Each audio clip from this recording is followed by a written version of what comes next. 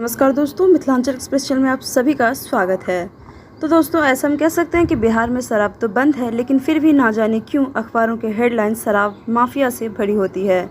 एक बार फिर से बिहार के दरभंगा जिले में शराब पकड़ाने की घटना सामने आ गई है। ये बताया गया है कि मिथिला विश्वविद्यालय थाना क्षेत्र के अलुआ पोखर के तालाब में शराब के कई बोतल बरामद किए गए। गुप्त सूचना के आधार पर यह जानकारी मिली थी, जिसमें तकरीबन 16 बोरा शराब पकड़ाया गया है, जिसके मुख्य आरोपी राम सेवक वह तो फरार हो गया, लेकिन ये तस्वीर देखने के लिए मोहल्ला वासियों का जमघट लग गया। लेकिन सवाल अब भी यही उठ रहा है कि क्या पुलिस कितनी बार शराब माफियाओं को पकड़ेगी और कितने शराब माफिया उसके बाद भी इसी धंधे में जुड़े हुए रहेंगे। अगर बिहार में शराबबंदी लागू करना है तो इसे जड़ से हटाना होगा, कड़ी से कड़ी सजा का प्रबंधन करना होगा, ताकि शराब बेचने वालों से लेकर शराब खरीदने वालों तक के अंदर कानून का डर घुसे। तो देखिए आप पूरी रिपोर्ट, पुलिस प्रशासन ने क्या कुछ कहा हमारे साथ।